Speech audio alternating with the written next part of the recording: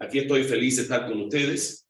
Doy gracias a Dios por esta oportunidad que Dios me concede de nuevo de estar con ustedes y de poder tratar estos temas tan importantes. Créanlo o no, estos temas son de vital importancia. Permiso.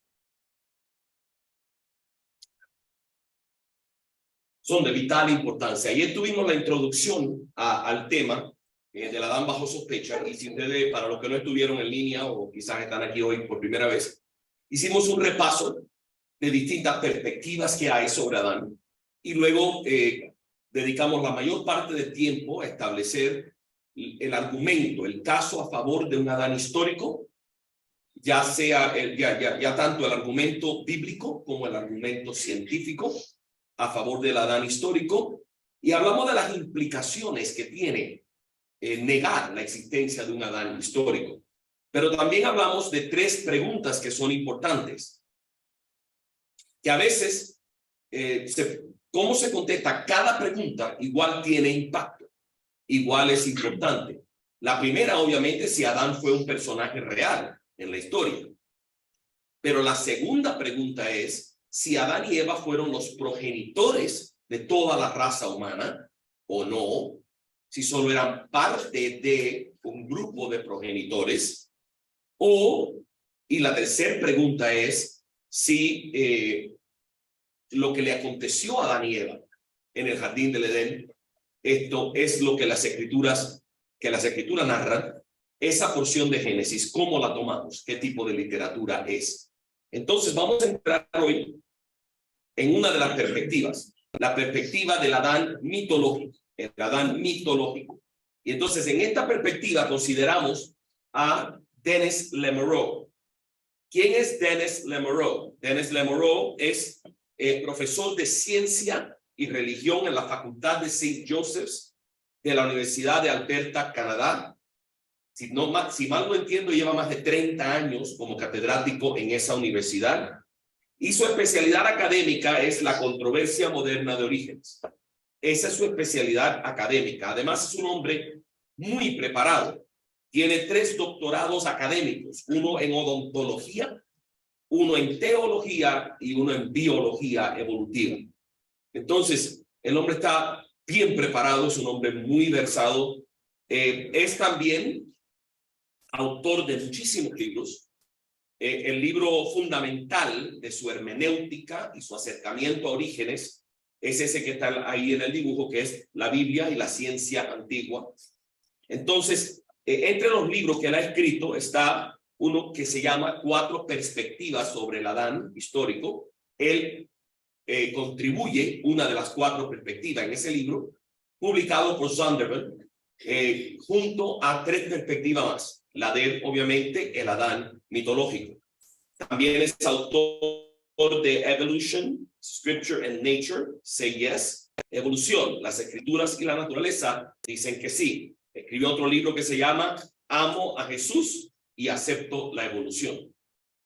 Ese libro lo escribe específicamente en respuesta a todos los ataques a su fe. Todos aquellos que proponen que por él ser negar que Adán existe, pues no puede ser salvo.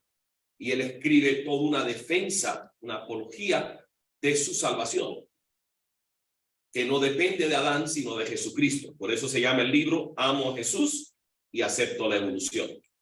Y el libro que está en la diapositiva, que es La Biblia y la ciencia antigua, principios de interpretación.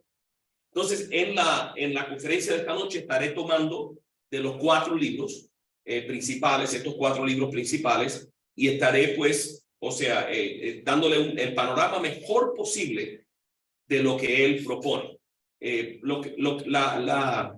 La honestidad y la integridad académica demanda que cuando nosotros vamos a evaluar los pensamientos de otro pensador, debemos de presentar el caso de ellos como ellos lo presentarían. O sea, hacerle honor y respetar los argumentos de ellos, y por lo tanto yo les presentaré esos argumentos. Sin embargo, intercalando a esos argumentos estará mi opinión al respecto, y lo que considero que es positivo y lo que considero que no es positivo de su postura en los argumentos. Y obviamente ustedes pueden estar en desacuerdo conmigo esta noche, quizás mañana o la siguiente noche. El propósito aquí es que evaluemos ideas y tendremos una sesión de preguntas y respuestas donde las podremos considerar más a fondo. Ahora, ¿cuál es su propuesta concerniente a la Adán histórico? Bueno, la propuesta de él comienza en su libro Evolutionary Creation, Creación Evolutiva, presentando lo que él propone es una dicotomía innecesaria con relación a Génesis 1 y 2. Él argumenta que según la gente se ven atrapada en una de dos cosmovisiones opuestas, o creen en la evolución y un universo ateo, o creen en la creación y una interpretación literal de 6 días. Entonces él presenta esto como una realidad, y esa ha sido mi experiencia en tratar estos temas. En la mayoría de los lugares donde yo voy, la perspectiva común de las personas es: si no aceptas lo que Génesis dice literalmente, pues entonces lo único que te queda por aceptar es la evolución atea, que Dios no existe y que todo es producto de procesos naturales aleatorios. Entonces, él propone, y concuerdo con él, que esto es una falsa dicotomía. O sea, porque dentro del mismo mundo evangélico hay otras perspectivas, otras opciones. Decir evolución no es decir ateísmo, no son sinónimos. Entonces hay que aclarar qué es lo que se quiere decir con esas palabras. Y él admite que la mayoría de los creyentes creen en una creación, que la creación fue un evento literal. En Canadá y en los Estados Unidos eso es cierto, y aquí supongo que en Latinoamérica más aún se considera que lo que dice Génesis literalmente es lo que ha sucedido. Entonces existe una encuesta estadounidense donde el 71% de los americanos creen que el relato de la creación de Génesis es cierto, y el 87% de aquellos que afirman haber nacido de nuevo creen que Dios creó el mundo tal como lo describe Génesis 1 y 2. Estamos hablando de grandes mayorías de la global población según estas encuestas. Y referencia, o la referencia es encuestas de tanto Pew Research como Barna Research, dos encuestas de dos empresas que concuerdan en los resultados. Entonces eso le añade bastante fuerza a esas estadísticas. Él considera que la creación literal de 6 días es inconsistente con los descubrimientos de la verdadera ciencia, y haya que es una opción decepcionante. Y lo que él quiere decir con esto es lo que a él le pasó. Él, siendo creacionista de tierra joven, cuando descubre, entre comillas, que la evolución es cierta y que el hombre es producto de la evolución, se siente decepcionado, se siente que lo han engañado, se siente que cómo es posible que se enseñen estas cosas si no son ciertas. Y él ha observado un fenómeno que es real, que tampoco es negable, y es que muchos jóvenes cristianos abandonan la fe cristiana cuando se ven obligados a escoger entre evolución o creación, porque llegamos a establecer en nuestras iglesias, lamentablemente lo digo, a pesar de que yo soy un creacionista de tierra joven, considero que es lamentable que nosotros lleguemos hagamos pensar a nuestros creyentes y particularmente a nuestros jóvenes que si tú no crees en una creación literal de 6 días, de 24 horas, hace 6,000 años atrás, tú no puedes ser cristiano. Entonces, cuando eso es lo que proyectamos, cuando eso es lo que comunicamos, y estos jóvenes lo aprenden y lo entienden, y luego son confrontados con evidencias que son persuasivas a ellos de que la evolución es cierta, ni siquiera consideran que pueden permanecer en la fe, sino automáticamente consideran, bueno, aquí no me queda otra que abandonar la fe e irme por la ciencia. Y eso es parte del proceso de desconstrucción que estamos viendo hoy en día. Entienda, esa no es la única razón por la cual la gente abandona la fe. Y esa no es ni siquiera la mayor razón por la cual la gente se ven en una situación donde consideran que ya no pueden continuar siendo cristianos.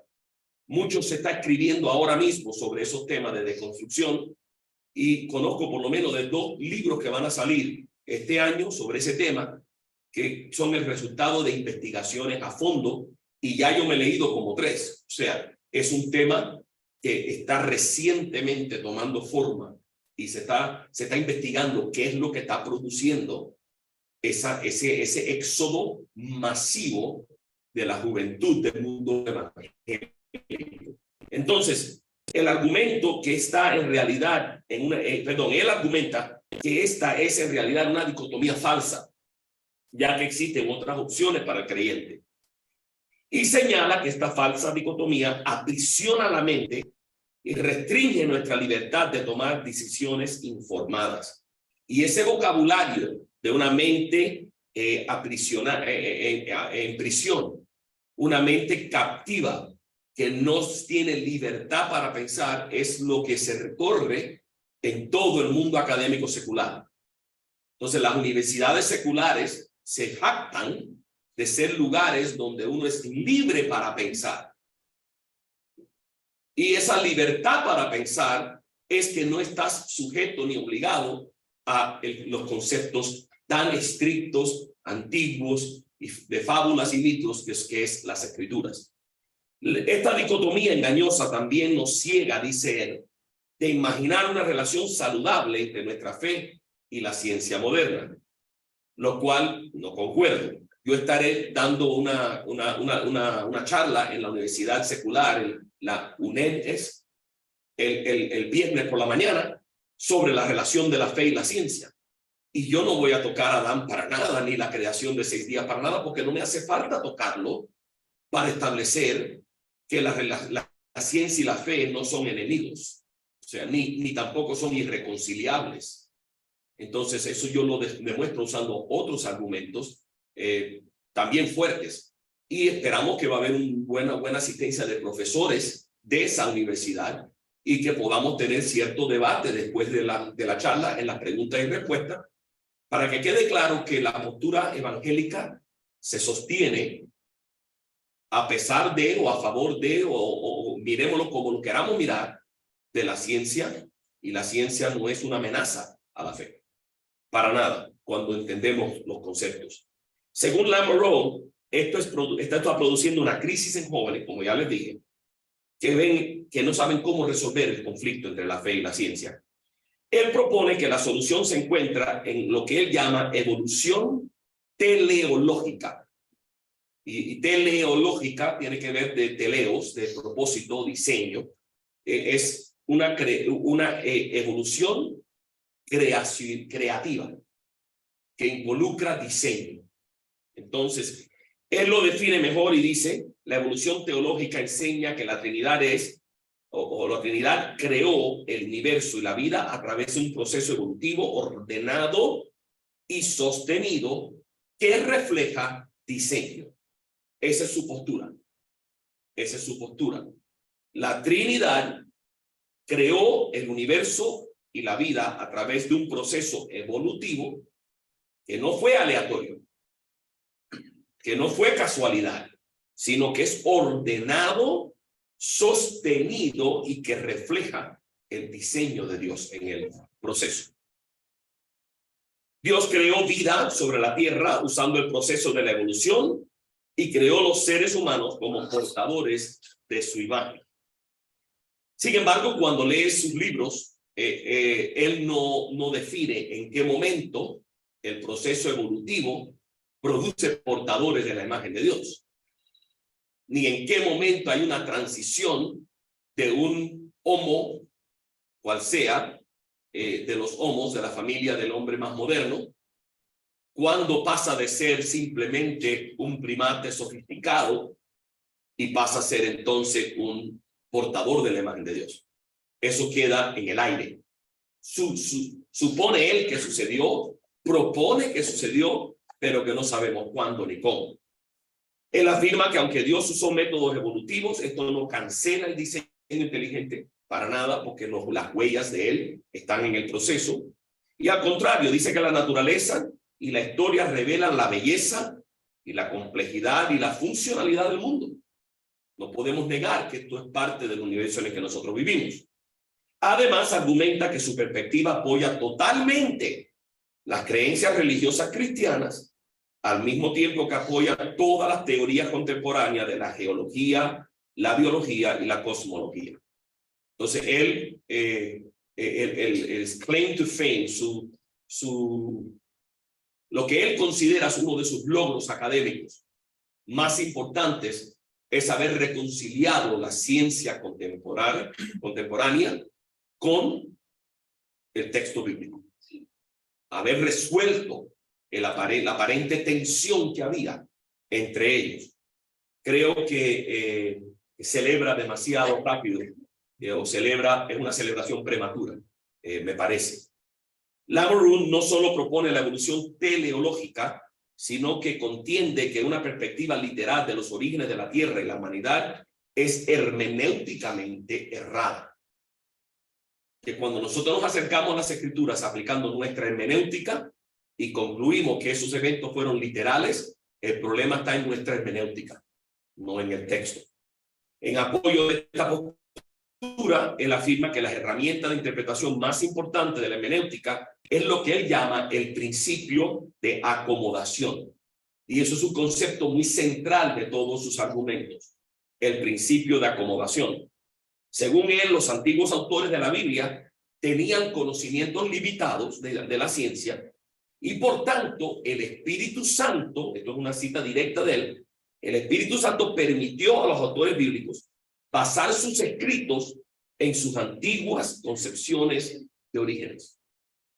Es decir, ustedes no entienden cómo es esto, dice el Espíritu Santo, ¿no? Ustedes no entienden cómo es esto, pero bueno, vamos a usar el entendimiento que ustedes tienen, aunque sea errado, para comunicar lo que queremos comunicar. Todo el principio de acomodación, y lo vamos a ver ampliado en otro principio un poquito más adelante, es que la vasija no es tan importante como el contenido de la vasija. Entonces, el vaso puede ser la ciencia antigua errada, mientras que el agua de vida que está dentro del vaso, el contenido, sea correcto. Entonces, la inerrancia está en el contenido, no en la vasija. Entonces, la ciencia antigua errada, los conceptos que ellos tenían, que no tienen nada que ver con la realidad que hoy sabemos, es solamente la vasija en la cual va empaquetado o va contenido el mensaje. Y lo más importante es el mensaje. Por lo tanto, no tenemos que estar preguntando tanto detalle de la vasija. Y cuando nos enfocamos en los detalles, estamos enfocándonos en la vasija y no en el mensaje. Es la analogía que él hace para explicar esto. Y él propone que las escrituras ofrecen información científica más actual, según era observada, o la más actual observada o percibida en sus tiempos, usando los sentidos naturales, lo que se conoce como fenomenología. O sea, ellos estaban viendo fenómenos y ellos los veían y ellos lo describían. Y les voy a mostrar los ejemplos que él da. Al igual que Hill, que citamos ayer, Lamoureux recomienda que no se lean las historias de los orígenes de forma literal, ni se preste atención a cada detalle, sino que el creyente debe leer la Biblia y buscar las verdades principales, ya que Adán y Eva nunca existieron. Esa es su postura. Y entonces nos preguntamos, ¿cuáles son esas verdades principales que encontramos en Génesis 1? Si no necesitamos a Adán y Eva para encontrarlas. Y él propone que ahí encontramos que Dios es el creador del universo y de la vida. Ahí encontramos que los seres humanos fueron creados a la imagen de Dios. Y ahí encontramos que todo lo que Dios hizo era bueno en gran manera. Esa es la verdad que podemos extraer de Génesis 1. No te preocupes por el jardín, no te preocupes por los días, no te preocupes por todos esos detalles, porque esa es la vasija que llevaba este mensaje. Curiosamente, él dice no creer que las escrituras registren historia real hasta llegar a Génesis 12 y que la historia de Abraham y su familia es el comienzo de la historia. Antes de eso no es historia, que también es algo curioso. ¿Por qué? ¿Qué cosa es? Y él te argumenta al igual que Walton hace también, que vamos a considerar, mañana estaremos mirando un poquito de Walton, porque vamos a dar más tiempo a otros pensadores, pero él considera que el género literario de Génesis del 1 al 11 es imposible de catalogar. Porque él argumenta que para determinar qué tipo de género literario es, tienen que haber varios ejemplos de ese género literario que podamos comparar y establecer que esto es un género. Pero Génesis del 1 al 11 es único en el mundo de la literatura. No hay otros tipos de literatura de la misma calidad, ni del mismo contenido, ni del mismo formato. Entonces, ¿qué género le vamos a asignar? Si no hay nada con qué compararlo. Entonces, pero sí podemos estar seguros de que la ciencia que está ahí no es buena ciencia, pero eso no es tan importante. Lo importante es lo que dice. Y la historia que está ahí no es realmente historia. La historia comienza con Abraham. Claro, cualquier persona que tiene 2 dedos de frente puede confrontar eso con un reto muy fuerte e insuperable. Y es bueno, entonces Abraham, el tatarabuelo de Abraham era mitológico. ¿Cuántos tienen un antecesor mitológico en su cadena genealógica? O sea, ¿cómo es esto? Explícame. Porque las genealogías trazan descendencia de padre a hijo, de padre a hijo, de padre a hijo, hasta Adán. ¿En qué momento deja de ser mitológico la familia? Si Adán y Eva son mitológicos, entonces Caín y Abel también, porque una pareja mitológica no puede tener hijos. Los hijos también son mitológicos. Y Seth también es mitológico. Y los hijos de ellos también son mitológicos, porque ¿en qué momento empezamos a tener personas que no son mitológicas? Me parece que llevarlo y comenzar con Abraham es una locura. O sea, es obviar cualquier cantidad de historia. Y ningún judío, por liberal que sea en su teología, admitiría semejante enseñanza. Que estos personajes no fueron reales. En resumen, él cree que es posible que la Biblia revele verdades espirituales inerrantes sin usar verdades científicas actuales. Y él propone que los creyentes no pueden esperar que las escrituras presenten y usen métodos científicos modernos en su narrativa. Y estamos de acuerdo. En eso estamos de acuerdo. La Biblia no es un libro de ciencia. Si usted quiere aprender química, no la va a aprender en la Biblia. Si usted quiere aprender biología molecular, no la va a aprender en la Biblia. Astrofísica tampoco. O sea, la Biblia no es un libro de texto de ciencia. Y por lo tanto, ahí no vamos a encontrar física cuántica. O sea, ni vamos a encontrar, porque no es el propósito de ese libro. El autor de la física cuántica, el que diseñó la física cuántica, es el que escribió la Biblia. Pero la Biblia no contiene esas cosas. Y en eso estamos de acuerdo con él. Pero cuando él ataca lo que la Biblia sí contiene, él mismo se desvía de su propia tesis. Y lo vamos a ver en un momento. Ahora, ¿cómo responder a la perspectiva de Pablo? Si ustedes se acuerdan, ayer hablamos que uno de los grandes argumentos a favor de un Adán histórico es la manera en que Pablo maneja a Adán. Tanto en 1 Corintios 15 como en Romanos 5. Donde él constantemente, una y otra vez, en Romanos 5 lo menciona por nombre y también dice por un hombre, por un hombre, por un hombre. 3 veces. 2 veces el nombre y 3 veces por un hombre en ese perícope. Y luego, en 1 Corintios 15, habla del terrenal versus el celestial. El terrenal, el Adán terrenal y el Adán celestial. El Adán terrenal y el Adán hace un contraste.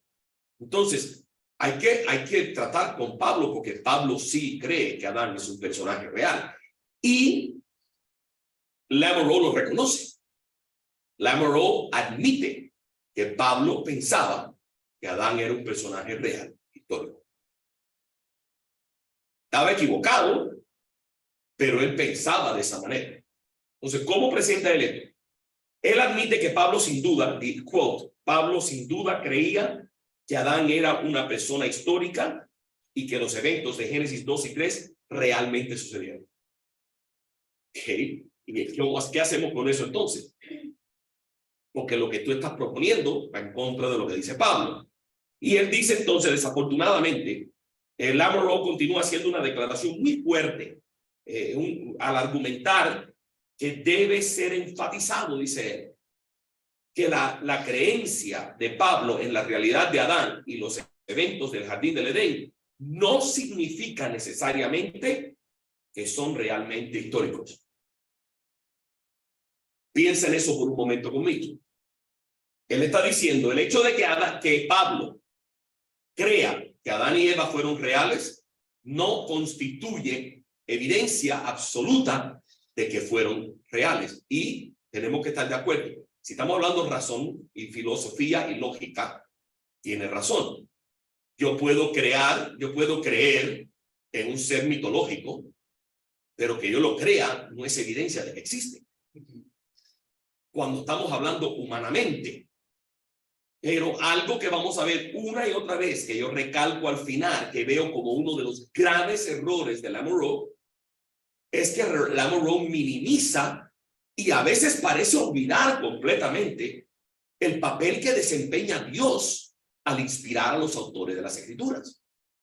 Porque si Pablo está escribiendo opinión de Pablo, Pablo puede estar equivocado. Pero si Pablo está escribiendo opinión de Dios, palabra de Dios, inspirado por Dios, Pablo no puede estar equivocado. Entonces, el que Pablo crea que Adán y Eva fueron reales no es evidencia de que sean reales, pero el que Dios a través de Pablo revele que eran reales, eso sí es evidencia de que eran reales. Entonces, grandes porciones del libro parecen minimizar y a veces olvidar por completo de que Dios tiene un papel en la inspiración de las Escrituras. Y parece argumentar que Pablo podía estar equivocado. Y de hecho, luego dice que sí, que estaba equivocado. Imagínense conmigo cómo afectaría eso la credibilidad del Nuevo Testamento. Reconocer que Pablo estaba equivocado sobre este tema. Y esto no es un tema periférico, esto es un tema central, fuerte, es muy fundamental de la fe. Tristemente, no es una mera sugerencia. Esta es la forma precisa en que Lamoureux intenta superar el obstáculo de la interpretación de Pablo que le da a Génesis. ¿Cómo supera el obstáculo de lo que Pablo y la manera en que Pablo maneja Génesis? Pablo estaba equivocado. Esa es su conclusión. Él propone que Pablo, siguiendo la ingenuidad de la ciencia antigua, no sabía que Adán y Eva realmente nunca existieron, sino que simplemente aceptaba la ciencia de su tiempo. Y la ciencia de su tiempo decían que sí, que así había comenzado la cosa. ¿Dónde está Dios en el panorama? ¿Dónde está Dios en el proceso ese? Es la pregunta que debemos hacer, teológicamente hablando. Si las cartas de Pablo a los romanos y a los corintios simplemente fueran humanas y no divinamente inspiradas, entonces se podría considerar la postura de Lamoureux como algo digno de consideración. Sin embargo, este no es el caso, ya que las cartas fueron inspiradas por el Espíritu Santo. Descartar la interpretación de Pablo crea más problemas de lo que resuelve, ya que ahora el Espíritu Santo es cómplice en las enseñanzas erróneas de Pablo a los romanos y a los corintios. Atribuirle el error a Pablo es atribuirle el error al Espíritu Santo. Entonces el Espíritu Santo es culpable de enseñar cosas que no son a los romanos y a los corintios. Obviamente nos preguntaríamos, ¿y a quién más? Entonces, ¿y dónde más? Como ya hemos visto, Lamoureux propone que el Espíritu Santo permitió que los autores bíblicos usaran el entendimiento de orígenes que ellos tenían. Él no lo ve como un problema. Él considera que ellos estaban usando la vasija, y la vasija era la ciencia antigua, y el Espíritu Santo no le pareció necesario corregir la ciencia para comunicar lo que quería comunicar. Es decir, el Espíritu Santo le permitió a Pablo, y aquí es donde quiero exagerarlo de manera que podamos ver lo que está diciendo. Es decir, el Espíritu Santo le permitió a Pablo escribir extensamente sobre un Adán y Eva inexistentes, edificar doctrinas fundamentales sobre vidas inexistentes y la elección inexistente que nunca tomaron de desobedecer a Dios. Entonces el Espíritu Santo permitió a Pablo comparar a Jesús con un Adán inexistente para enseñarnos cómo Jesús vino a deshacer los errores que Adán y Eva inexistentes nunca cometieron. El Espíritu Santo permitió a Pablo enseñar cómo Dios avisó a Adán y Eva inexistentes que el precio de la desobediencia era la muerte y que la desobediencia que ellos nunca cometieron, ya que nunca existieron, fue la que introdujo la muerte en la creación perfecta. ¿Será que esta es la forma en que el Espíritu Santo inspiró las Escrituras? Es una pregunta retórica. Obviamente que no. Entonces, cuando llevamos estas tesis, estas propuestas a una conclusión lógica, terminamos en una reducción al absurdo. O sea, es una propuesta que se reduce al absurdo. No se puede sostener. Nada puede estar más lejos que la verdad. Es más, cuando Jesús nos habla del Espíritu Santo, ¿qué nos dice en Juan? Que el Espíritu, cuando venga, es el Espíritu de verdad y Él os guiará a toda verdad. ¿Cuál es el énfasis? El Espíritu de verdad que nos lleva a toda verdad es el que inspiró a Pablo a decir todas estas cosas que no eran verdad. Es inconsistente. Hay una inconsistencia, una incoherencia en estas propuestas. Por lo tanto, Lamoureux intenta anular lo que él considera ser la perspectiva errónea de Pablo al proponer que el Espíritu Santo permitió tales errores para comunicar verdades mayores a la audiencia original. Esas son conclusiones verbales de él. Es lo que él considera. Ahora, eso es Pablo. ¿Y qué hacemos con Jesús? Porque Jesús también consideraba a Adán y Eva, como vimos ayer en detalle, consideraba a Adán y Eva como personas reales. Entonces, él también aborda ese tema. Lamoureux intenta aplicar una estrategia muy similar para tratar con las afirmaciones de Jesús sobre el Adán histórico. En un capítulo titulado Acomodación Bíblica, Lamoureux argumenta que Jesús también usó ciencia incorrecta para enseñar buenos principios. Jesús también usó esa vasija de ciencias incorrectas para comunicar buenos principios. Él da 3 ejemplos de supuestos errores científicos que Jesús cometió o que Jesús comunicó. No porque Jesús no sabía la verdad, sino porque eso es lo que su audiencia creía y Jesús no sintió la necesidad de corregirlos. Y este es el concepto de acomodación. Jesús acomoda su mensaje a la gente. Ahora, una palabra aclaratoria sobre el principio de acomodación. La acomodación es necesaria en la comunicación. O sea, del mero hecho de que Dios se comunique con nosotros, Dios tiene que acomodarse a nosotros. Porque nosotros no estamos en el nivel de Dios, no entendemos como Dios. Entonces Dios tiene que tomar hasta la acomodación más grande es que Dios toma forma de hombre y camina entre nosotros. Eso es una acomodación para que podamos conocer a Dios. Dios se revela a nosotros con lenguaje humano y le llamamos antropomorfismos porque es la única manera en que podemos captar o entender cómo es Dios.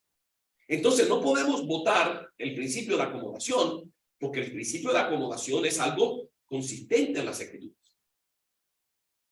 Sin embargo, hay una manera de acomodar que no involucra error. Y les doy un ejemplo. Si su hijo o su niño pequeño le pregunta, mami, papi, ¿de dónde vienen los bebés? ¿De dónde vienen los bebitos? Usted tiene que acomodar lo que usted le va a responder a la edad de su niño o su niña.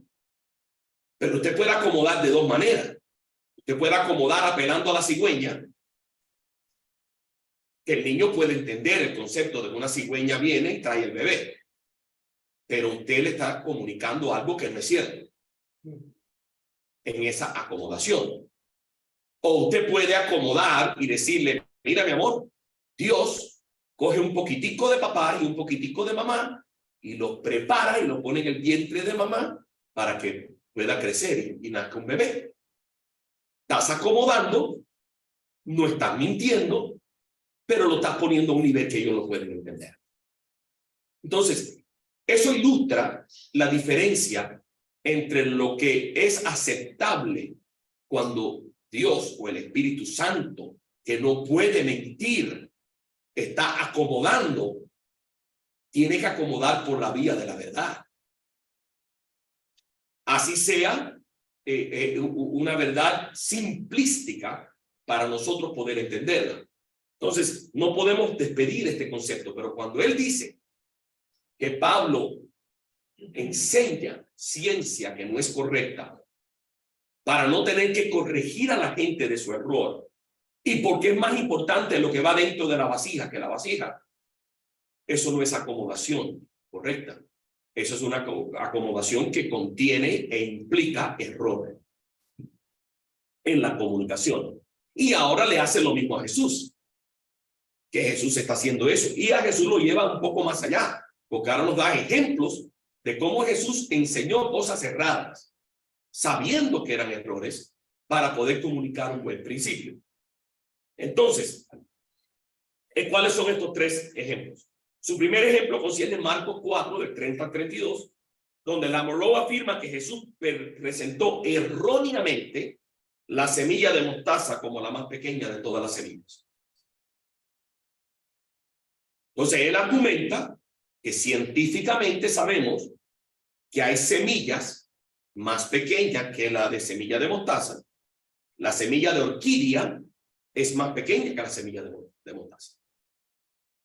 Y si Jesús es el creador del mundo, Jesús sabe que la semilla de orquídea es más pequeña que la de mostaza.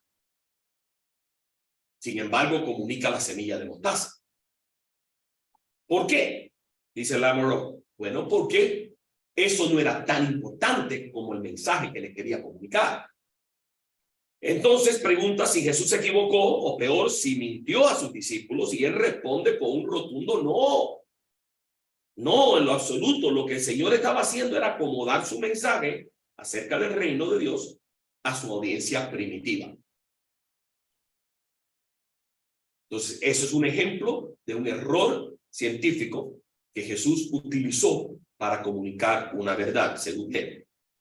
Es decir, estaba apelando a la botánica del día, que para su audiencia incluía la idea de una semilla de mostaza, que era la más pequeña del mundo.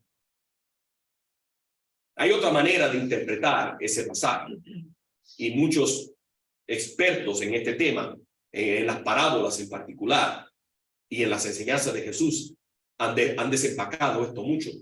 Creo que voy a compartir con ellos un minuto lo que dice Blumberg.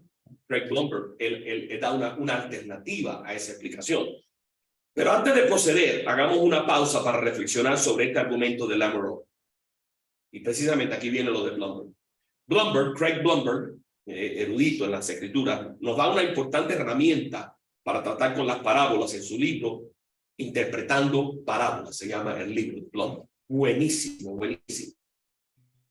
Al tratar, y yo no sé por qué lo he corregido 10 veces y me pone tartar en vez de tratar, pero bueno, es tratar. Al tratar con esta parábola, él explica que Jesús pudo haber escogido la semilla de mostaza simplemente porque era proverbialmente pequeña. ¿Qué quiere decir proverbialmente pequeña? Que habían refranes sobre lo pequeño que era. Que habían dichos comunes y populares entre la gente sobre esa siendo lo más pequeño. Tú eres como una semilla de mostaza, tú eres. Entonces, nada impide que esto sea conocido en esa cultura proverbialmente como algo súper pequeño. Aunque técnicamente no es la más pequeña que conocemos hoy, dice Blumberg, la más pequeña de todas las que los judíos sembraban regularmente en sus jardines. Y eso es todo lo que el lenguaje proverbial está afirmando.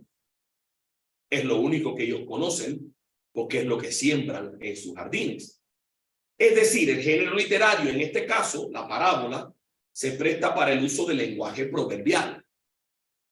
Y la parábola no tiene la intención de enseñar una lección de ciencia, sino de demostrar un punto. Sabemos que las parábolas son historias para mostrar enseñanzas celestiales y divinas en contexto humano fácil para entender. Jesús está usando un lenguaje apropiado para el relato de una parábola.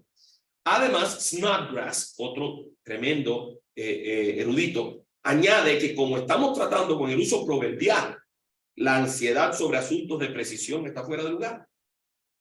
Cuando estamos hablando de lenguaje proverbial, no tenemos que estar ansiosos por la precisión de la terminología que se está usando. Otros también han argumentado que la semilla de mostaza es la más pequeña semilla de variedad de jardín. Hay categorías en las cuales la semilla de mostaza es la más pequeña de esa categoría. Y en la categoría de semillas de jardín, la semilla de mostaza es la más pequeña. Entonces, es otra línea de argumentación. Por tanto, la crítica de Lamoureux carece de fundamento en este ejemplo. El segundo ejemplo menciona Lamoureux, concierne Marcos 4, 26 al 29, donde Jesús presenta la parábola del crecimiento de las semillas.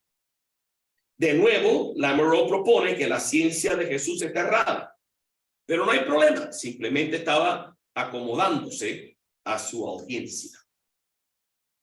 Luego, su tercer ejemplo en Juan 12, Lamoureux afirma que Jesús hace una declaración científicamente errada acerca del proceso de germinación de un grano de trigo.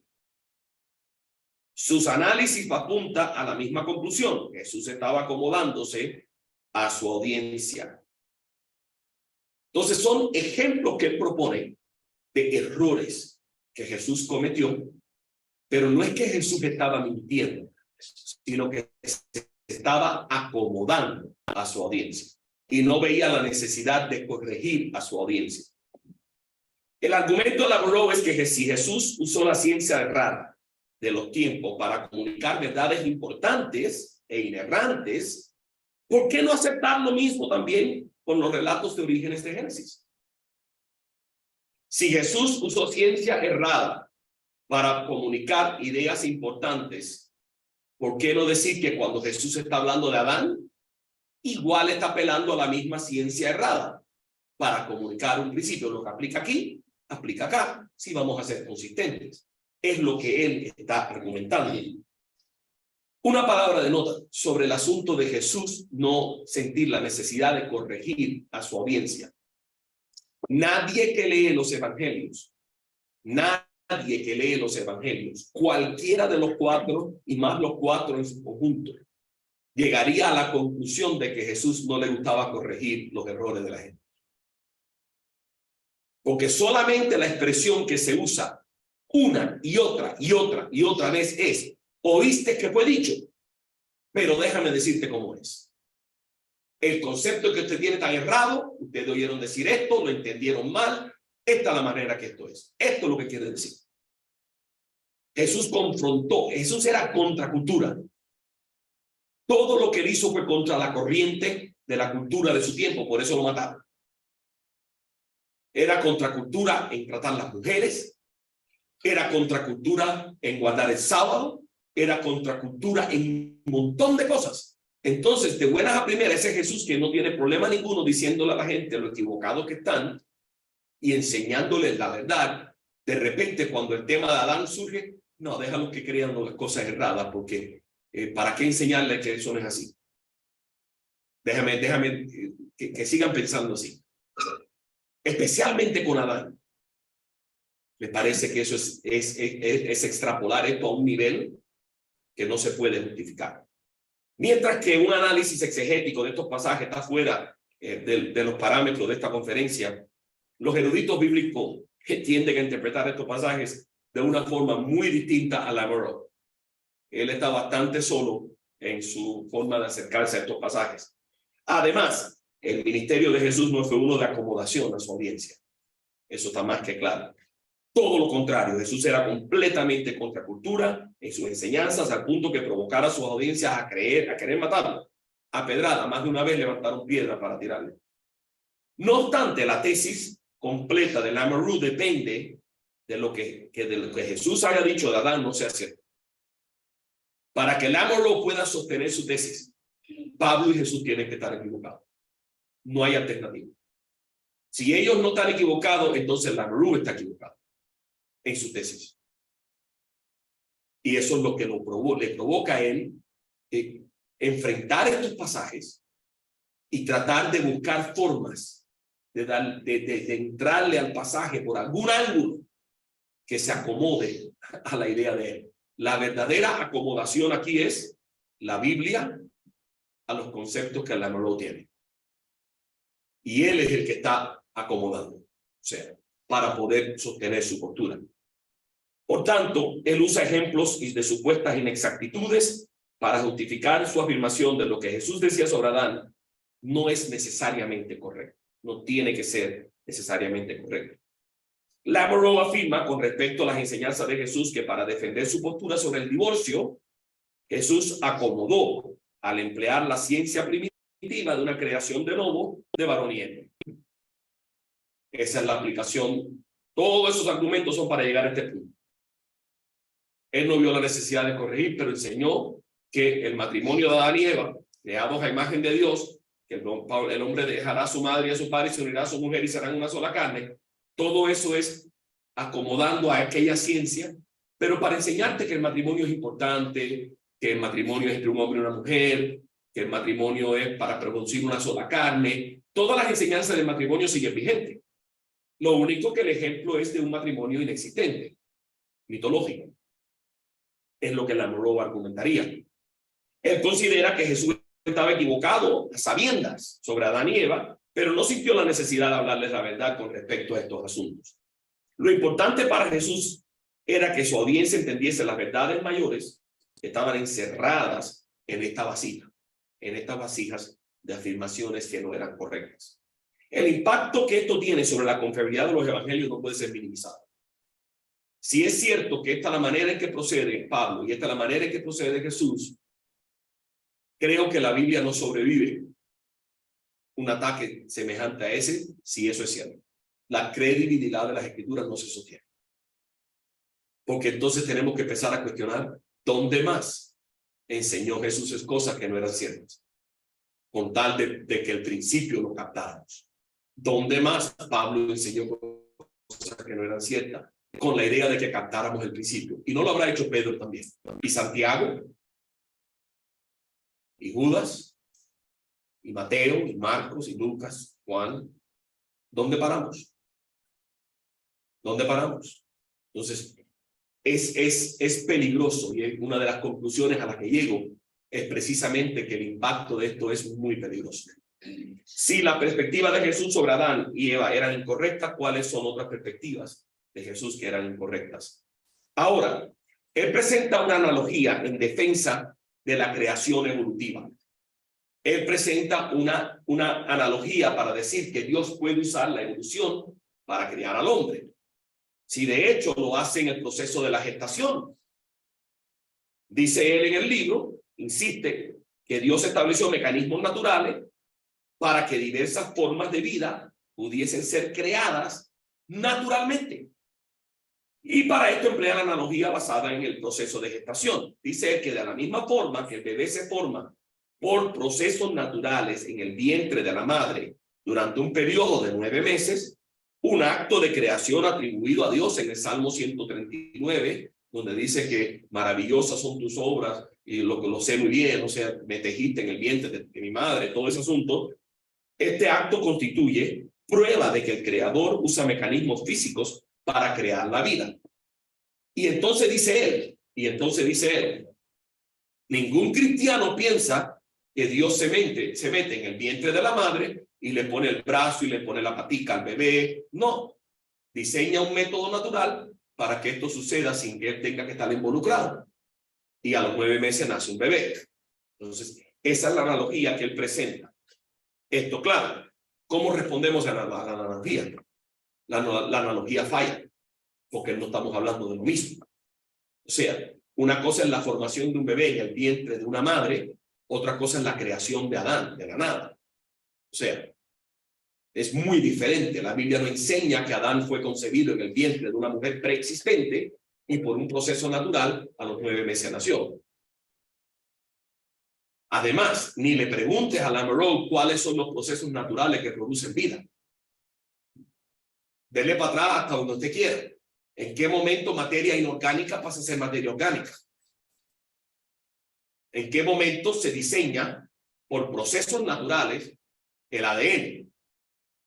¿En qué momento se diseñan por procesos naturales la síntesis de proteína que ocurre dentro de una célula? O sea, y por ahí hasta donde usted quiera preguntar. No, hay unos procesos naturales que producen vida. No sabemos cuáles son, pero la evolución es la respuesta. Entonces, deja mucho que desear su perspectiva. Lamoureux rechaza categóricamente lo que conocemos como concordismo científico. ¿Qué cosa es el concordismo científico? Es la creencia de que las verdades establecidas por la ciencia concuerdan con lo que la Biblia enseña. Y es una postura evangélica tradicional de siempre enseñar que cuando la Biblia habla de ciencia corresponde con la realidad y que la verdadera ciencia no contradice las escrituras, que hay una concordancia. ¿Por qué? Y es lógico que haya una concordancia. ¿Por qué? Porque es el mismo autor. El autor de las escrituras es el creador del universo. Entonces no se va a contradecir. Se habla del libro de la naturaleza y se habla de la Biblia. Escritos los dos libros por el mismo autor. Si se escribe el mismo autor, tiene que haber concordancia. Sin embargo, él rechaza ese concordismo entre los dos libros. ¿Y por qué? Él no está de acuerdo de que Dios haya revelado verdades científicas a los autores bíblicos miles de años antes de que fuesen descubiertas por la ciencia moderna. Pero eso no es lo que estamos diciendo. Nadie ha dicho que Dios le enseñó física cuántica a Pedro cuando estaban pescando. O sea, nadie está diciendo que Dios introduce conceptos modernos de ciencia en la enseñanza de sus discípulos, ni de los profetas, ni de los patriarcas. O sea, eso no es lo que nadie está diciendo. Yo tampoco estoy de acuerdo con eso. Eso no es lo que Dios hace. Pero eso no es el concordismo. Eso no es lo que quiere decir. Él reconoce que el evangelicalismo en su tradición es concordista. En lo que concierne a las ciencias, cita como ejemplo la encuesta que ya les mencioné, donde el 87% de los evangélicos en los Estados Unidos creen que el universo fue creado en 6 días literales y que realmente hubo un diluvio universal. Ambas cosas él las niega, que no son ciertas. Las cosas no son científicas, eso es ciencia antigua. En apoyo a esa postura anticoncordista, Lamoureux cita varios ejemplos de las ciencias erradas de los autores bíblicos. Ahora no solamente Pablo y Jesús, sino otros autores bíblicos también han cometido errores científicos. Y como ejemplo comienza con el Salmo 19 y otros pasajes donde habla de la salida y la puesta del sol.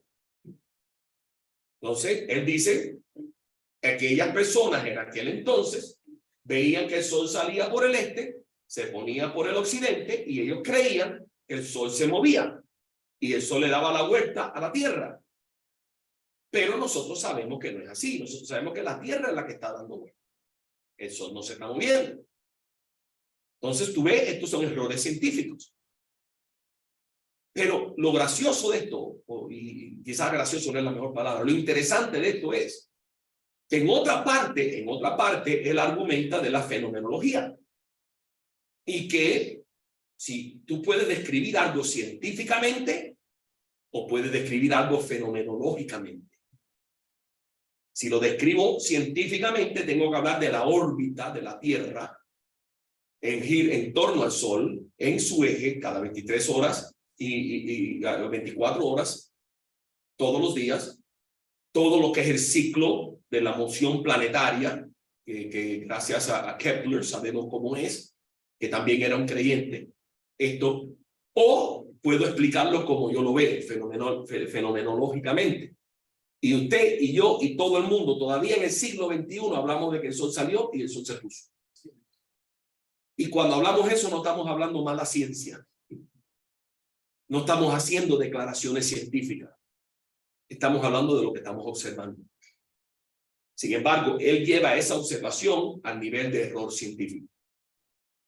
Porque eso es lo que él quiere proponer. El lenguaje bíblico describe lo que la ciencia de aquel entonces conocía fenomenológicamente como cierto. El sol gira en torno a la Tierra. Obviamente sabemos que esto no es así ahora, dice él, eso es ciencia antigua.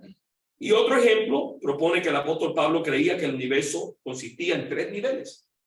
El cielo, la tierra y debajo de la tierra, como dice en Filipenses. En Filipenses 2:9 al 11 habla de que Jesús va a ser, o sea, todo el mundo confesará que Jesús es el Señor. En el cielo, en la tierra y debajo de la tierra. Y usted dice, ve, eso es un problema. Eso es un problema porque nadie hoy en día cree que el universo consiste en 3 secciones. Eso es una cosmología antigua, de ciencia antigua, que antes los antiguos pensaban eso. Y claro, ¿por qué pensaban eso? Porque veían el cielo, veían la tierra, y bueno, y toda esa gente que nosotros enterramos, ¿para dónde van? Los enterramos abajo de la tierra. Entonces tiene que haber todo un mundo ahí abajo. En inglés se llama the underworld, el mundo debajo de la tierra. Entonces, ese es el concepto, dice él, que Pablo tenía, científico de aquel entonces, y que Pablo lo usa. Y si Pablo está equivocado sobre eso, ¿por qué no pensar que también está equivocado sobre Adán? Entonces, eso lo propone él. Propone que Pablo creía y escribía este concepto que presentaba la cosmogonía del antiguo cercano oriente. Eso es lo que la gente creía en aquel entonces. Sin embargo, él insiste que la palabra de Dios no está mintiendo, ni Dios ni Pablo están mintiendo en este asunto. Para entender estos pasajes, insiste en la moral, tenemos que implementar lo que él llama el principio del incidente del mensaje. Y el principio del incidente del mensaje es lo que estamos hablando. El incidente es el vaso que contiene el mensaje. Si entendemos ese principio, no hay problema, porque todo lo que está mal y todo lo que está errado y todo lo que es falso es vasija, y todo lo que contiene es lo inerrante y perfecto de la palabra de Dios. Entonces, esa es la manera en que él se inventa un principio para poder entonces manejar estos pasajes. En vez de confundir a los autores bíblicos y sus lectores con conceptos de ciencia moderna, Dios acomodó el mensaje dentro de los conceptos antiguos, vasija, que ellos tenían.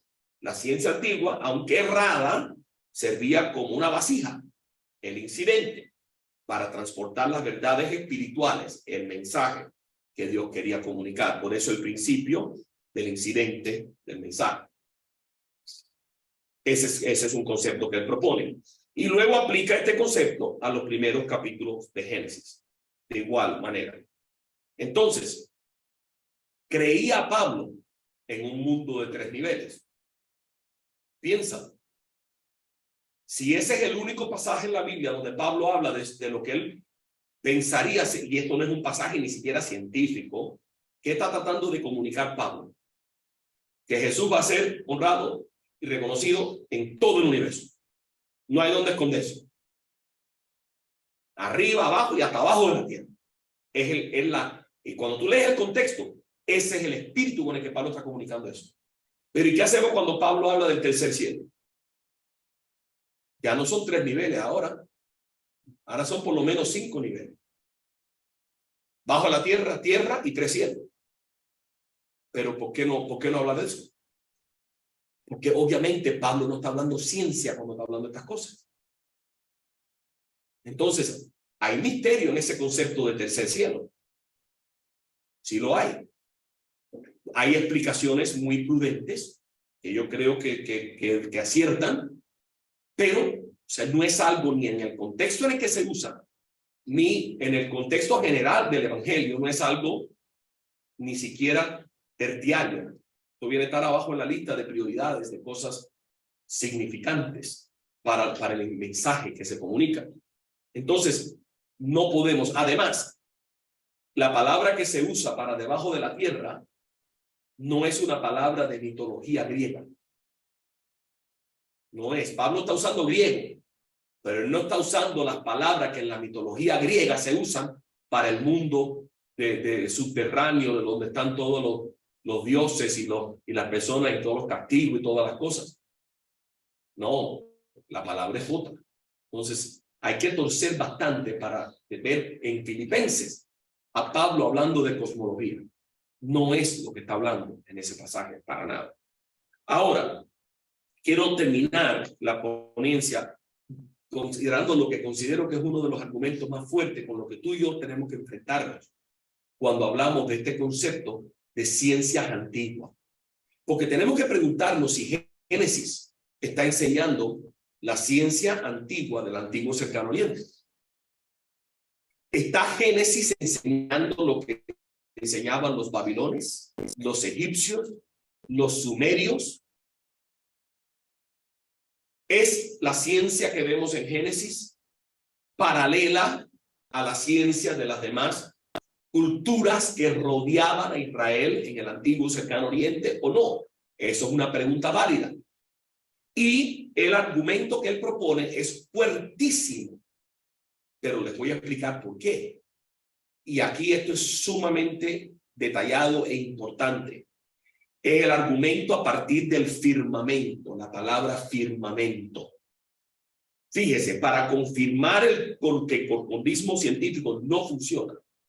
Lamoureux nos invita a considerar dos pasajes en Génesis, capítulo 1, el segundo día de la creación y el cuarto día, y los pasajes dicen así. Mire, segundo día. Y dijo Dios que exista el firmamento en medio de las aguas y separe y las separe. Y sucedió así. Dios hizo el firmamento y separó las aguas que estaban abajo de las que estaban arriba. Al firmamento Dios lo llamó cielo, y vino la noche y la mañana y fue el segundo día. ¿Qué cosa es un firmamento? Firmamento es algo sólido. Algo sólido. Y la definición de la palabra raquía, que aparece aquí en hebreo, una de las definiciones de raquía es firmamento. Es algo sólido. Entonces, Lamoureux dice, cuando tú lees desde el segundo día, te está dando ciencia del antiguo cercano oriente. Y la ciencia del antiguo cercano oriente estaba basada, y le voy a mostrar una ilustración de aquel entonces, que lo muestra, que la tierra era plana, circular, pero plana, y había una bóveda cubriendo la tierra, el firmamento, y entonces las estrellas estaban pegadas al firmamento, el sol, la luna, todo pegado al firmamento, y lo que se movía era el firmamento, y la tierra se mantenía estable. Ese era, y arriba del firmamento estaba Dios, o los dioses, o todos los dioses de la mitología de ellos, estaban arriba. Entonces, ¿qué dice Lamoureux? Ponte los zapatos de una persona en el tiempo de Moisés. Mira para arriba y ¿qué tú ves? Un cielo azul. ¿Qué cosa es azul? El agua es azul. Tiene que haber una bóveda que está separando el agua de allá arriba del agua de aquí abajo. Entonces, esa es la ciencia de aquel entonces, fenomenológica, es lo que yo observo, y eso es lo que dice Génesis. Entonces, Génesis está enseñando la ciencia de aquel entonces, la ciencia antigua. Luego pasa al cuarto día. ¿Qué dice en el cuarto día? Y dijo Dios, que haya luces en el firmamento, que separen el día de la noche y que sirvan como señales de las estaciones, de los días y de los años, y que brillen en el firmamento para iluminar la tierra. Y sucedió así. Dios hizo los dos grandes astros, el astro mayor para gobernar de día, el menor para gobernar de noche. También hizo las estrellas. ¿Y qué hizo con ellas? Dios colocó el firmamento, en el firmamento colocó los astros para alumbrar la tierra. Esa es la traducción, nueva versión internacional, y eso es una descripción. Lo que acabamos de leer es una descripción de cosmogonía egipcia en la Biblia. ¿Qué hacemos con eso? La primera vez que fui confrontado con esto fue en un debate en el 2014 en Iowa State. Hice un debate con el ya difunto Héctor Ábalos, un ateo militante y pedante, o sea, falta de respeto. Para ser un PhD de Harvard, el tipo no tenía ética ni integridad para debatir. O sea, insultaba, le llamaba nombre a las personas con las que debatía, les decía mentiroso. Y en el mundo académico, el respeto entre profesores en un debate, podemos estar en desacuerdo, pero tiene que haber un cierto nivel de integridad. Yo hice un debate con él, y una de las cosas que hizo el hombre es que en cada diapositiva de su presentación tenía una foto mía. Estamos debatiendo Génesis y él tiene una foto mía en cada diapositiva. Y la gente miraba y dice, ¿y esto qué cosa es? ¿Qué le pasa al tipo este que al que está poniendo una foto? ¿Y esto? O sea, era una forma de burlarse. De burlarse. Y él me sacó este argumento. Y me lo dio en el debate. Y claro, en los debates tú no puedes responder a todo lo que te tiran, porque si no, tú no puedes presentar lo que tú llevaste. Es parte de la táctica de los debates. Pero yo le escribí luego 3 ensayos en respuesta a cosas que yo no pude cubrir en el debate. Y los publicamos. Y respondí a esta, hice una investigación y le respondí, porque yo nunca había escuchado esto. Hay cosas que uno se le van de radar, no pasan por el radar de uno. Pero tuve que hacer toda una investigación de este tema, porque es un argumento fuerte. Realmente lo es. Ahora, él insiste que el vocablo traducido firmamento habla de un domo sólido que rodeaba la tierra. Y por tanto afirma que estos versos reflejan una cosmogonía del antiguo cercano oriente y que obviamente sabemos que la ciencia de hoy ha enseñado que eso no es así. O sea, las cosas no son de esa manera. Hoy sabemos que el cielo no es un domo sólido al que están pegadas las estrellas, el sol y la luna. Este es un diagrama de la cosmología de aquel entonces. O sea, hay un firmamento, el firmamento era sólido, el cielo, las aguas de arriba del cielo separadas de las de abajo de la tierra. Existe un mundo subterráneo, el underworld. Ahí están los 3 niveles, este y aquel. Y entonces las estrellas están pegadas al firmamento y las luces, y arriba hay agua, y los cielos que están arriba. Entonces, eso sabemos que es cierto para los egipcios. Y hay diagramas de los egipcios que les voy a mostrar en un momento de esto, que no son tan fáciles de ver. Esto es un diagrama hecho moderno para que veamos todo lo que quiere decir. Pero esto es una realidad de la ciencia del antiguo cercano oriente. Pero ¿quién escribió la Biblia? Volvemos a lo mismo. Si Dios inspiró a Moisés para escribir el libro de Génesis, ¿cómo Dios va a inspirar a Moisés para escribir una historia del comienzo del universo? Es falsa. No corresponde con la realidad. Él le podía haber inspirado a Moisés a escribir lo que él quisiera, porque nadie estuvo ahí excepto Dios. Ningún ser humano estuvo ahí cuando Dios creó el universo. Ninguno.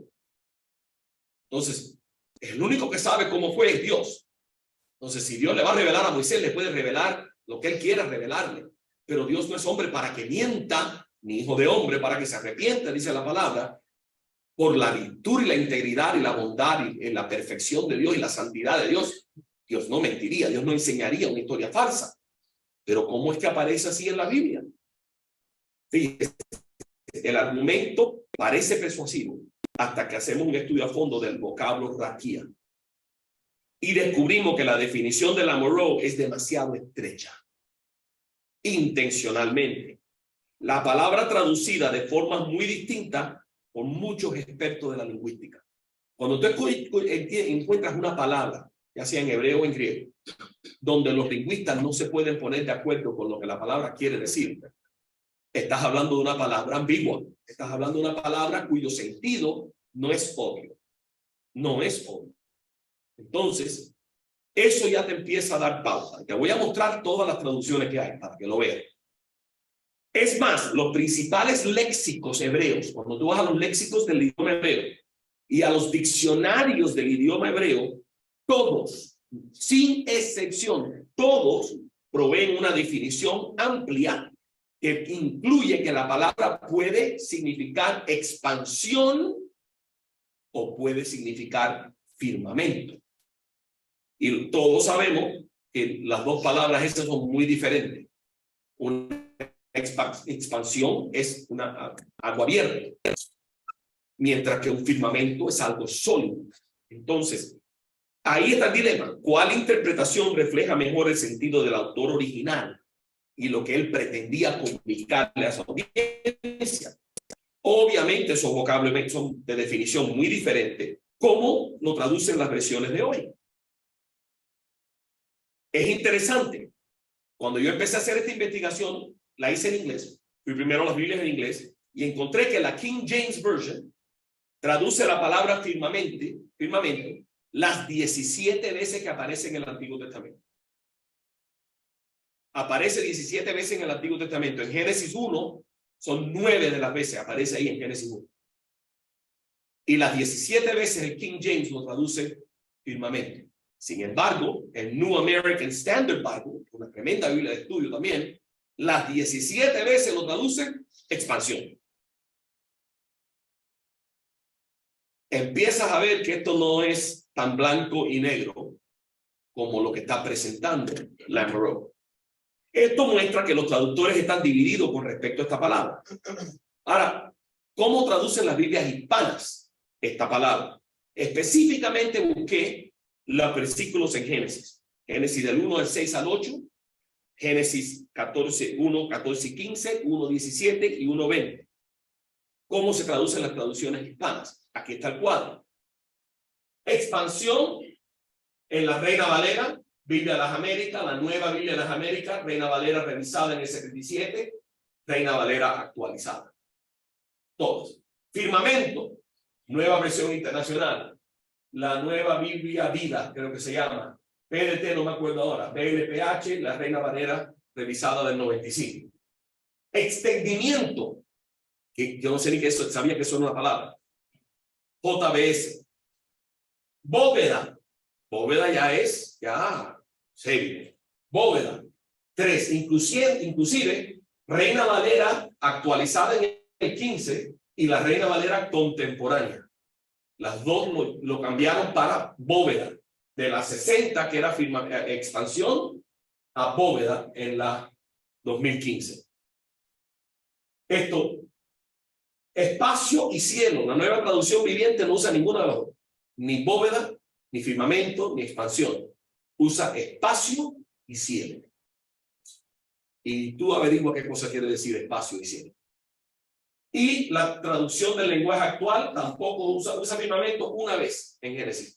Usa algo firme y usa cielo. Entonces te das cuenta que no hay un consenso. No hay un consenso. Entonces todavía no podemos resolver este problema.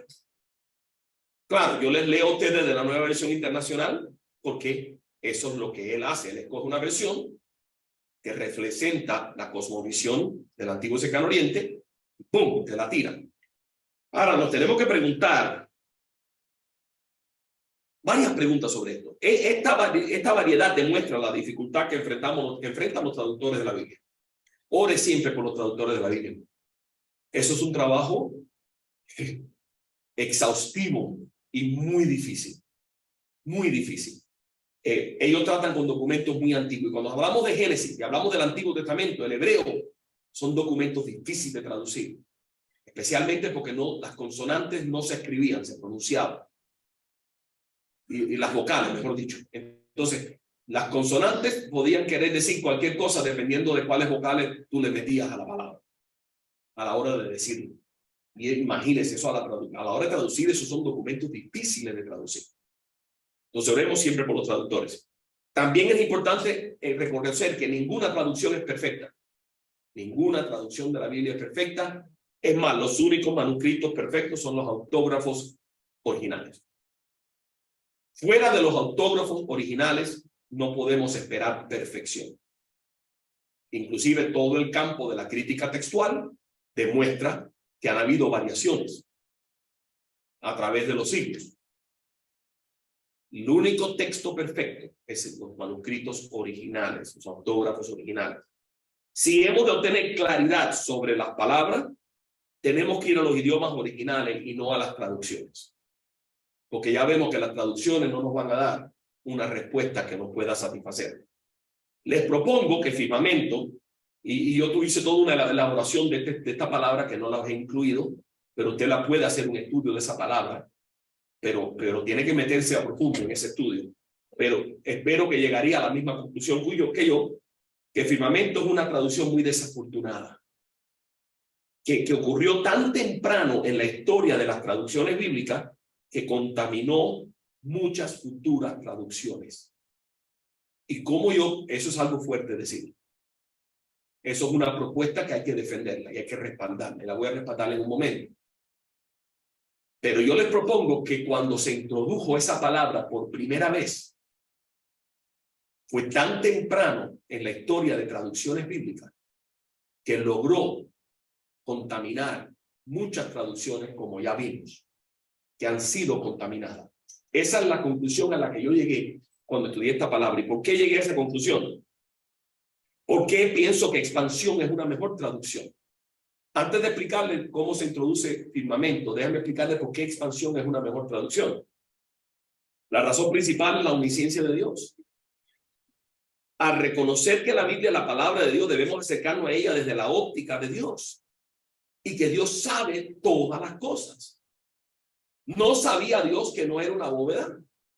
¿Por qué inspiraría a Moisés a escribir que es una bóveda? El mero hecho de que Dios está detrás de las escrituras e inspira las escrituras debe de llevarnos a concluir que la palabra que quiso Dios comunicarle a través de Moisés a su audiencia es expansión y no firmamento. Por tanto, su revelación será perpetuamente relevante y verdadera. Todo lo que Dios revela es relevante, verdadero y perpetuo. Es importante. Dios no revelaría a su pueblo concepciones mitológicas de la creación. No lo haría. Y en la conclusión voy a volver a ese punto. Además, hay otras palabras hebreas, y esto también es importante, que son más específicas que pudieron haberse empleado para describir un domo sólido de metal, pero no fueron utilizadas aquí. Entonces, raquía no es la mejor palabra para describir en hebreo un domo sólido. Entonces, pero esas palabras no fueron utilizadas. Otro argumento. El significado de la palabra raquía, así como en la sintaxis de los versos que aparecen en Génesis, apunta en dirección opuesta a la interpretación de un domo sólido. Completamente opuesta al concepto de un domo sólido. Ahora, ¿dónde sale esa traducción desafortunada de firmamento? Bueno, la palabra procede, lamentablemente, y nunca debería haber aparecido, aparece por consecuencia de la Septuaginta. Los traductores de la Septuaginta tomaron la palabra hebrea raquía y la tradujeron al griego usando la palabra griego stereoma, que stereoma sí es una estructura sólida. Cuando ellos buscan una palabra griega para traducir raquía, escogen la palabra stereoma, que quiere decir un domo sólido o una estructura sólida. Se imagina que de ahí en adelante eso fue, pero hasta la Septuaginta no aparece este problema de firmamento. No aparece este problema. ¿Y cómo es que llega la palabra firmamento al asunto? ¿Por qué la tradujeron de esa manera? Bueno, no es difícil imaginarse. Pienso que parte del problema es que estos traductores fueron influenciados por la cosmología y la astronomía egipcia, ya que estaban trabajando en Egipto para un faraón egipcio. Entonces, el que te contrató y te paga el cheque por traducir esto es egipcio, el faraón egipcio. En Egipto, esto es lo que todo el mundo cree. Cuando tú vayas a traducir esta palabra, ¿cómo tú la vas a traducir? Como los egipcios la entienden. Entonces, no es difícil ver por qué esos traductores optan por esa traducción porque eso es lo que el medio ambiente de ellos en Alejandría, eso es lo que el medio ambiente de ellos tenía en mente cuando se hace esta traducción. Esta es la representación gráfica que hemos encontrado de los egipcios sobre la cosmología de ellos. O sea, el domo sólido con las estrellitas pintadas, los dioses viven del otro lado del domo y los seres humanos en esta parte del domo. Y si te fijas, el domo es una diosa, porque en la mitología egipcia es una diosa y la tierra es otra diosa. Y de ahí parten un montón de variedades. Hay otras variaciones donde un dios se baja con otro dios, lo descuartiza y la parte de su cuerpo son el cielo, las estrellas y la tierra. Y toda la mitología y todo eso. Pero en lo que corresponde a esto, ese es la cosmología de ellos. El contexto en que se encontraban los traductores era 100% creedor en la bóveda sólida. Esa era su ciencia. Si ellos consultaron a alguien, a los científicos de ese entonces, para ayudar a entender esa palabra raquía y traducirla, hubiesen recibido el consejo de la parama estereógrafo, porque para ellos era obvio que lo que estaba describiendo era el cielo y el cielo es una bóveda. Entonces, ahí es donde se introduce. Y entonces, mira cómo corre. La connotación griega influenció a Jerónimo, al punto que en su Vulgata en latín usó la palabra firmamento. Entonces, Jerónimo adopta la palabra firmamentum en la Vulgata porque se basa en la Septuaginta que traduce estereógrafo. Entonces, ahí se introduce, pero esto es tan temprano en la historia de traducciones bíblicas. El impacto luego es larguísimo. Entonces, lo que hace que esta traducción, una tragedia, es la influencia que la Septuaginta y la Vulgata tuvieron sobre futuras traducciones. Y cuando hacemos el estudio de las traducciones, la Septuaginta y la Vulgata juegan un papel demasiado importante en la traducción. Y lamentablemente, en esta palabrita, se introduce al texto, en algunas traducciones, la cosmología egipcia, con una sola palabra. Con una sola palabra. Que cambiaron, ¡pum!, se introduce el asunto. Entonces, esto fue lamentablemente la historia de esa palabra. Por eso, la traducción que yo propongo como la mejor traducción es la expansión, que es 100% legítimo. No estamos inventándola porque la conviene. Es una de las definiciones de la palabra, aceptable en todos los diccionarios hebreos y todos los léxicos hebreos. Y además, sabiendo la omnisciencia de Dios, Dios no revelaría algo que es falso. Y es lamentable la historia de esa palabra. Entonces, para concluir en esta noche esta parte y abrirlo a preguntas y respuestas, ¿qué podemos concluir del Lamarone? Saqué algunos puntos de reflexión personal que pienso que quizás puedan concordar conmigo. Creo que el Lamarone minimiza la influencia de Dios en el proceso de inspiración de las Escrituras. Y al hacer eso abre la puerta para que las limitaciones humanas sirvan como excusas o explicaciones para los errores. Eso es parte de lo que creo que es un trágico error de Lamarone. Minimizar el papel de Dios en la inspiración. Pero también creo que Lamarone se sujeta a la Biblia ante la autoridad de la ciencia, dándole más valor a la ciencia que al texto. La medida de él sobre si algo puede ser cierto o no es qué es lo que dice la ciencia, en vez de qué es lo que dice la palabra. Y es lamentable, porque debemos de considerar la palabra de Dios como la máxima autoridad. Y sin embargo, él aparenta, y su propio testimonio lo dice. O sea, la crisis de fe que él experimenta cuando él empieza a creer que la evolución es cierta y que ahora ya no puede creer en la Biblia, lo lleva a él a reinterpretar la Biblia para poder seguir viviendo creyendo en ella. Pero ¿cuál es la base para su reinterpretación? Lo que ahora él considera que es una verdad innegable, la evolución del hombre. Esto es lo que no se puede mover, la evolución del hombre. A ver, ¿qué hacemos con esto para que se acomode? Y creo que es un grave error de una persona en su puesto. Creo que Lamoureux da demasiada importancia a las cosmovisiones del antiguo cercano oriente y deja de ver el texto de Génesis como lo que es. El texto de Génesis es una apología en contra de tales cosmovisiones. Hermanos, ustedes pueden leer. Hay una cantidad de literatura allá afuera que quiere hacerte creer que lo que tú lees en Génesis es una copia o es algo muy similar a lo que escribieron los mesopotámicos, los sumerios, los babilones, los egipcios, y que es parte de toda esa cultura. Mire, es cierto que los judíos estaban rodeados por todas estas culturas, pero cuando tú lees el relato de Génesis, es una apología, es una defensa de la verdad en contra de todas esas falsas enseñanzas de todos esos pueblos. Y el punto principal de distinción, lo que separa la perspectiva del autor de Génesis, lo que separa Génesis de todo el antiguo cercano oriente, es la palabra monoteísmo. Monoteísmo. Porque todas las cosmovisiones del antiguo cercano oriente eran politeístas, todas. Y a mí me da un poco de rabia cuando yo escucho a alguien decir que la creación es una copia del Enuma Elish. Cuando tú lees el Enuma Elish, te das cuenta que no tiene absolutamente nada que ver con lo que dice Génesis.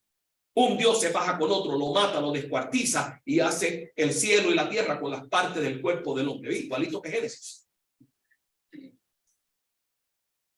Pero ¿cuáles son las similitudes? Los cielos, la tierra, el comienzo. ¿Y cuál es la diferencia? Por favor. Y lamentablemente, muchos eruditos del Antiguo Testamento se compran y se tragan ese concepto. Cuando tú lees el texto refuta, de Génesis refuta la cosmogonía mesopotámica, refuta la sumeria, refuta la egipcia. Y un buen resumen de eso lo tienen en el libro de Sean y Josh McDowell, de Evidencia que demanda un veredicto, el último, de 2018.